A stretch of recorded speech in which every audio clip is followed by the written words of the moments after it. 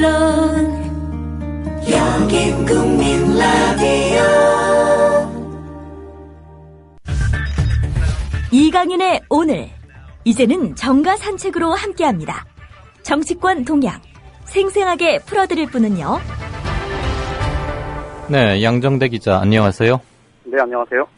육군참모총장, 서울경찰청장 잇따라 사표 냈네요. 네, 국민들의 요구를 받아서 박근혜 대통령이 질책을 해서 그 결과가 나왔다, 이렇게 해석을 했으면 좋겠네요. 잘못한 사람 잘라내는 거 사표 내라고 말하는 거야? 제일 쉽죠. 중요한 것은 다른 걸 텐데. 어쨌거나 잘못했으면 물러나는 건 맞죠. 자, 새정치연합이 비상대책위원회 명칭을 필요하고 좋은 말은 다 갖다 붙였어요. 뭐 그것을 네. 시비할 일은 아니고요. 그렇죠. 그 이름 명실상부하게 해 나가느냐, 해 나갈 수 있을까? 아마 좀 이런 얘기를 해주고 싶으셔서 첫 아이템으로 이걸 고르셨죠? 오늘 새정치민주연합 쪽 몇몇 의원들, 또 당직자들, 그리고 보좌진들 이렇게 좀 이렇게 저렇게 오가면서 좀 만나서 얘기를 좀 들어봤는데요. 네. 그런데 어쨌든 박영선 원내대표가 이제 비상대권을 갖고 이제 당헌 당규에 따르면 사실상 전권을 행사할 수 있는 그런 역할을 부여받았는데, 그런데 공교롭게도 일단 제가 만나본 의원들, 또 당직자들, 보좌진들 전부는 아니겠죠. 새정치민주연합의 극히 소수일 텐데, 만나서 얘기 들어본 한 6명, 7명 중에 단 한 명도 박영선 원내대표가 국민공감혁신위원회라고 명칭 붙은 이 국민공감을 끌어내고 정말로 제대로 된 혁신을 할 수 있을 거다, 이렇게 자신있게 얘기하는 사람이 단 한 명도 없었습니다. 네. 근데 그게 물론 지금 박영선 원내대표가 그 일을 100% 해낼 거다, 이렇게 100% 장담을 할 수 있는 사람은 없겠지만, 어쨌든 제가 방금 말씀드렸던 그런 분위기가 이 해석에 따라서는 사실상 이 박영선 원내대표한테 짐은 떠넘겨 놓는 네. 좀 이런 분위기처럼 느껴지는 측면도 좀 있었고요. 예. 그다음에 또 한 가지는 이 박영선 원내대표 체제에 대한, 이제 앞으로 이제 이 국민공감혁신위원회 이 비대위에 이제 어느 사람들이 들어올 거냐, 외부 인사가 어느 정도로 들어오고, 또 당내 개파 갈등이라고 얘기되는 부분이 어느 정도 그 안에서 녹여질 거냐, 예. 이런 부분들에 따라 달라지겠지만, 크게 지금 아주 좀 이렇게 딱 당력을 총 집중해서 이거 정말 우리 이렇게 반드시 이겨내야 되겠다라는 그런 절박함, 절실함, 이런 것들이 아주 커 보이지는 않는다. 이게 제가 그래서 공교롭다, 이런 표현을 썼는데요. 글쎄, 공교롭네요. 예, 좀 그런 분위기가 좀 있었고, 실제로 박영선 원내대표하고 가까운 몇몇 의원들, 또 바로 주변의 측근 보좌진들은 사실 이 비상대책위원장 만든 거를 거의 대부분 다 반대를 했다고 합니다. 네. 그런데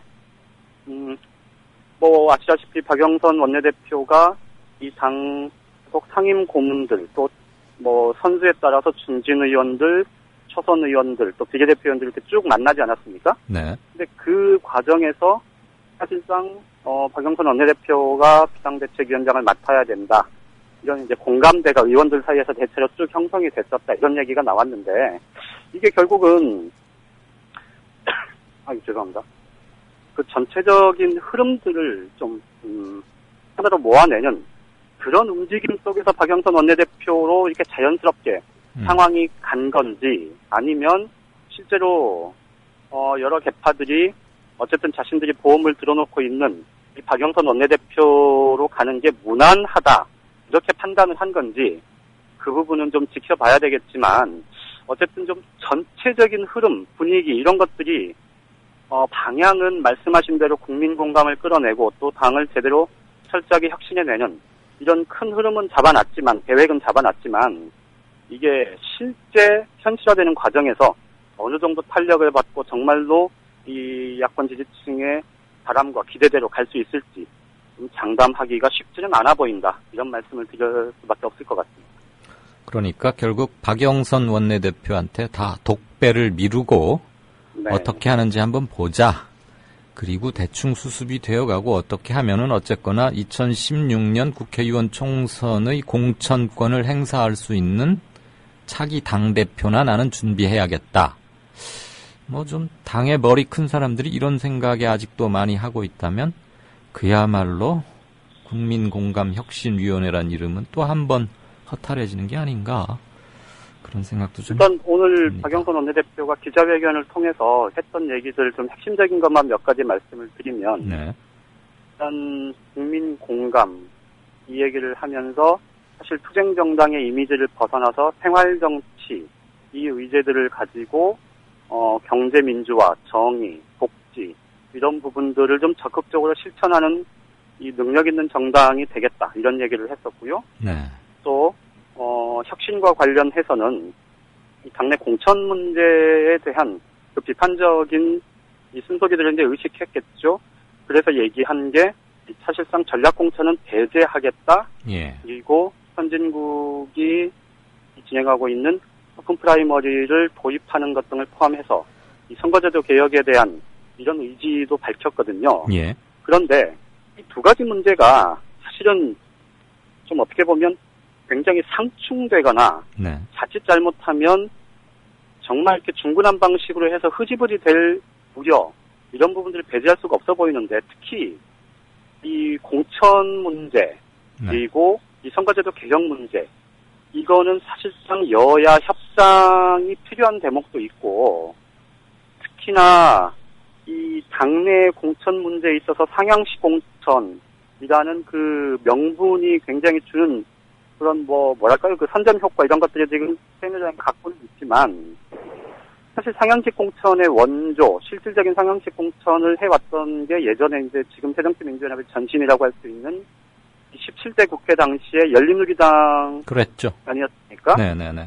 그때 이제 기관당 문제를 중심으로 해서 이 상향식 공천을 전면화했는데 결국은 당이 여러 가지 다른 요인들도 복합적으로 작용을 했겠습니다만 당에 망가질 대로 망가지는 그런 경험을 한번 한 적이 있단 말이죠. 네. 그러면 이 부분을 이 전략 공천을 배제한다는 게 과연 지금 이번에 730 재보궐선거 때 어쨌든 광주와 광주 광산을과 서울 동작을에 이 전략 공천 문제가 굉장히 핵심적인 요인이 되긴 했습니다만 어쨌든 이 전략 공천을 배제하고 오픈 프라이머리를 도입하고 상향식 공천을 전면화하겠다. 이게 올바른 방향이냐를 두고도 사실은 실제로 진행하는 과정에서는 굉장히 큰 논란이 될 수 있고. 그렇죠. 전략공천 그 자체가 나쁘다기보다는 그렇죠. 전략공천을 전략도 없이 중구난방으로 하다가 대형 사고를 친 거 그게 문제죠. 그렇죠. 꼭 필요하다면 전략공천을 앞으로도 해야죠. 말 그대로. 당연하죠. 그거는 그래서 이제 오늘 박영선 원내대표의 얘기가 사실은 아주 세세한 설명이 없었기 때문에 예. 상징적인 몇 마디로 이렇게 압축해서 설명을 하다 보니 그랬을 거다라고 미뤄 짐작은 하지만 방향 자체를 제대로 잡고 있는 건지 혹은 실제로 선거제도 개편 문제 같은 경우는 사실 여야 협상의 대상인데 이 부분을 사실 이정현 새누리당 의원의 당선 이걸 계기로 해서 좀 민심의 흐름 이런 것들을 일정하게 정치권이 빨리 받아들여서 좀 전면화시킴으로써 이니셔티브를 쥐고 나가는 네. 이런 게 아니라면 사실은 새누리당이 이 선거제도 개선, 선거제도 개혁, 선거법 개정 이 부분에 응할 가능성은 거의 제로라고 보는 게 맞거든요. 그렇죠. 그래서 이 방향을 어쨌든 옳은 얘기, 좋은 방향 이렇게 평가를 할 수 있겠습니다만 이걸 현실화하는 과정이 과연 녹록하겠느냐 네. 이런 좀 우려는 가질 수밖에 없을 것 같습니다. 자기가 먼저 자승자박 또는 자충수를 둘 수 있는 수를 미리 공표할 필요는 없죠. 그렇죠. 네. 실제 중요한 거는 지금 전략공천 하냐 안 하냐가 아니고 당의 노선과 이념 그다음에 개파 간의 융합책 또는 명확한 스탠스 이런 걸 텐데 한번 지켜는 보십시다. 네. 윤일병 사건을 은근히 노골적으로 글쎄요. 보는 사람에 좀 따라 다르겠지만 여권에서는 좀 이용하려 드는 인상을 강하게 주는데 새누리당이 세월호 참사 관련 논의에서는 계속 강경 모드로 계속 나가네요. 이 강경 발언의 수위가 네. 점차 높아져서 아예 오늘은 노골적으로 예.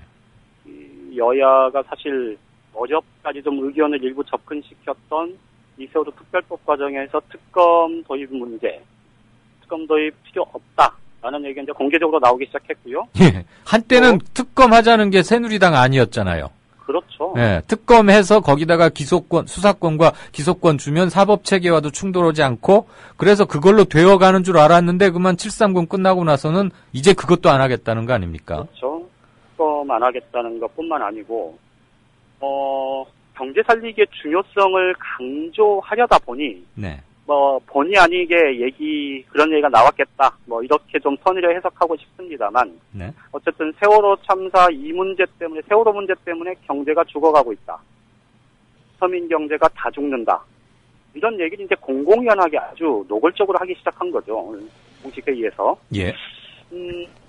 듣기에 따라서는 사실 전반적으로 지금 경제 침체 상황이 계속되고 있음을 부인하기 어렵고, 그렇다면 그 해법을 특히 이 국정 운영에 무한 책임을 진 집권 여당이라면 이 문제를 이렇게 풀어갑시다라고 제안을 하는 게 맞지. 네. 마치 세월호 참사 때문에 서민 경제 다 죽는다라는 아주 노골적이고 정략적인 그런 얘기들을 이렇게 스스럼 없이 할 수 있는지 참 어안이 정말 정도인데. 네. 실제로 보면 오늘 그나마 이 새누리당 내에서 온건파다 이런 평가를 받아왔던 이완구 원내대표가 어제 이어서 오늘도 이 특별법 협상과 관련해서 특검 문제 그리고 국정조사 특위 관련해서 증인 채택 문제에 대해서 네. 야당에 더 이상 양보할 건 없다라는 뉘앙스의 얘기를 지금 연일 하고 있단 말이죠. 예. 그러면서 한편에서 이 당 정책위는 이 19개 경제 관련 법안 이런 것들 빨리 처리하자라고 이제 제안을 하고 있으니 이게 결국은 야당의 불복을 사실상 요구하는 네. 굉장히 좀 뭐랄까요?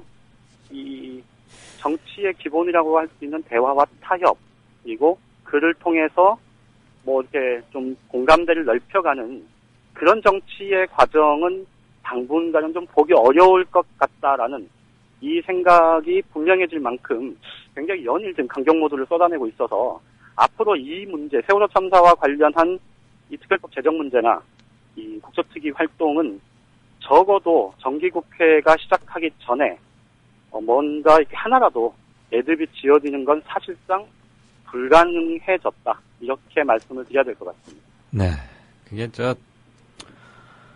그게 새누리당의 후한무치함도 있고, 또 730 재보선의 11대 4라는 충격적인 그렇죠? 참패의 네네. 결과이기도 하죠.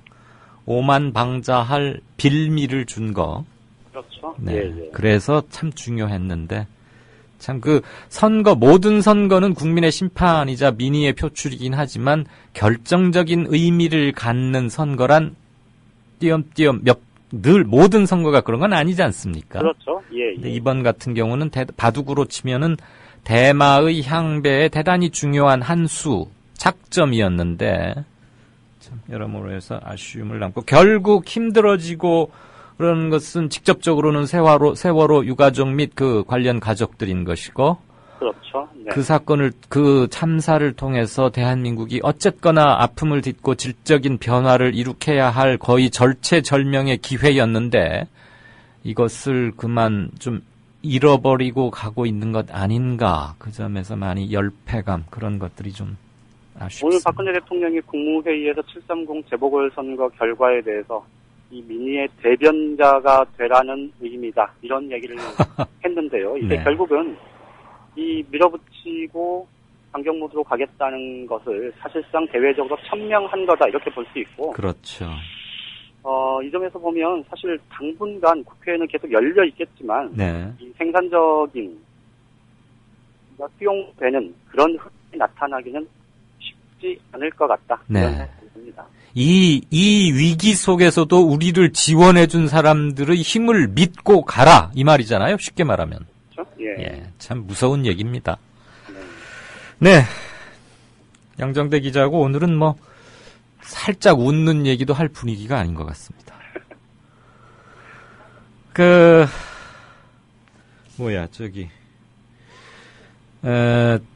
양 기자, 이거 하나는 우리 청취자분들한테 하나 듣고 가시죠.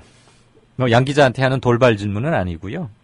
윤일병 사건을 보면서 어느 분께서 방금 게시판에 올리셨는데 이 게시판이 우리는 굉장히 뜨거워요. 아주 실시간 쌍방향 소통성이 대단한 곳인데 군대에 가서 억울한 일 당하고도 꾹꾹 참고 참으면 이번에 구타에서 사망당한 윤일병처럼 되고 안 참으면 왜 22사단 동부전선 총기 난사 사건의 그 임병장 있지 않습니까? 네네네. 그렇게 된다 이거예요. 그러니까 참으면 윤일병, 안 참으면 임병장처럼 되는 나라 대한민국 군대 통탄스럽다 이런 말을 압축적으로 어느 분께서 올려주셨는데 그 유명한 신문사의 편집 기자들보다 훨씬 제목을 잘 뽑으신 것 같아서 양 기자도 기사 쓸 때 참고하시라고. 예, 내일 뉴스로 또 만나죠. 네, 알겠습니다. 고맙습니다. 고맙습니다. 네, 지금까지 한국일보 양정대 기자였고요. 참으면 윤일병, 안 참으면 임병장 이 글 올려주셨던 분 제가 그 조남 아이디를 미처 못했는데 그분께 감사드립니다. 국민 라디오 지지하는 4가지 방법 아시나요? 다운로드하기, 별점 주기, 댓글 달기, 구독하기. 국민 라디오를 보다 많은 이들에게 전할 수 있는 가장 손쉬운 방법. 다운로드하기, 별점 주기, 댓글 달기, 구독하기. 잊지 마세요. 다운로드하기, 별점 주기, 댓글 달기, 구독하기.